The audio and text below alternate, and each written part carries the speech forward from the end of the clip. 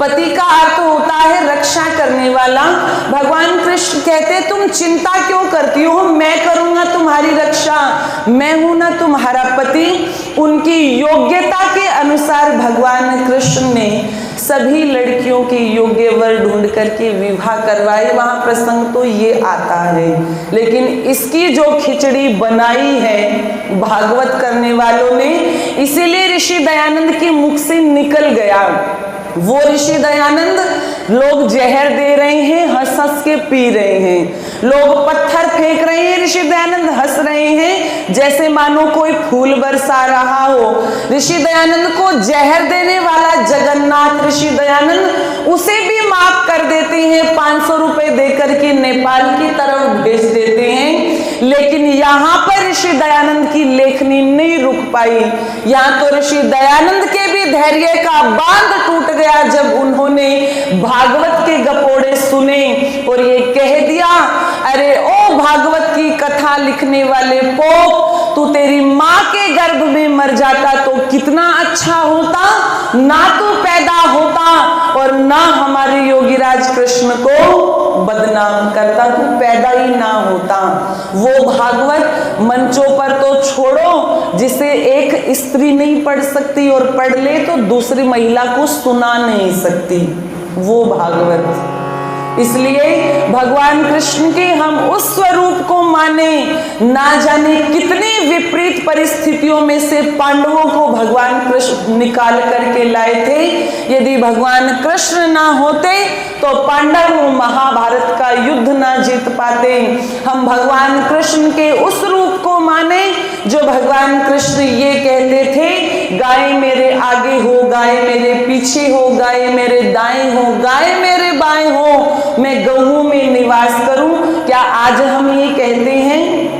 आज तो हम कसाई खानों में उनको दे देते हैं और वो काटी जाती है और उनका मांस खाया जाता है।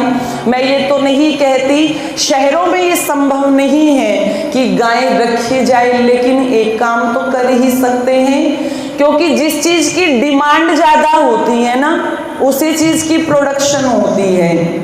यदि गाय का दूध आप सब लेना शुरू करोगे और जब डिमांड बढ़ेगी तो लोग भैंस की जगह क्या रखेंगे? गाय रखेंगे कि डिमांड बढ़ रही है, इसलिए इन गऊओं को बढ़ावा दो। तो ये भी क्या होगा, ऐसे भी आप गऊओं को बचा सकते हैं, हम ऐसे भी गऊओं की सेवा कर सकते हैं। बहुत गौशालाएं हैं, आप जाकर के एक गाय को गोद ले सकते हैं कि एक गाय का पूरे वर्ष में जितना खर्च होता है हम उस गाय का खर्च उठाएंगे।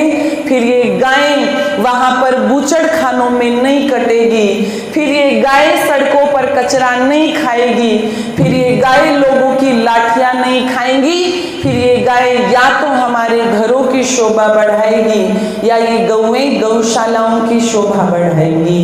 यदि हम भगवान कृष्ण के उस गीता के पैगाम को मानते, इतनी विपरीत परिस्थिति थी कि अर्जुन ने ये कह दिया था, कृष्ण मैं भीख मांग करके खा लूंगा, भीख मांग करके, लेकिन मेरे सामने जो मेरे ये भाई बंधु खड़े हैं ना, मेरे पितर खड़े हैं, मैं इनके ऊपर बाण नहीं चला सकता, बाण नहीं चला सकता।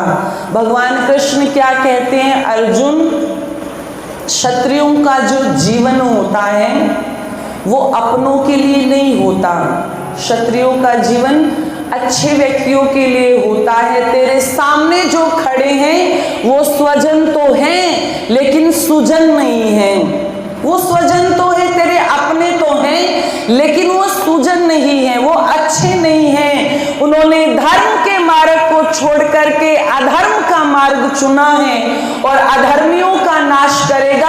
इस लोक में भी सुख मिलेगा और परलोक में भी सुख मिलेगा, घबराता क्यों है?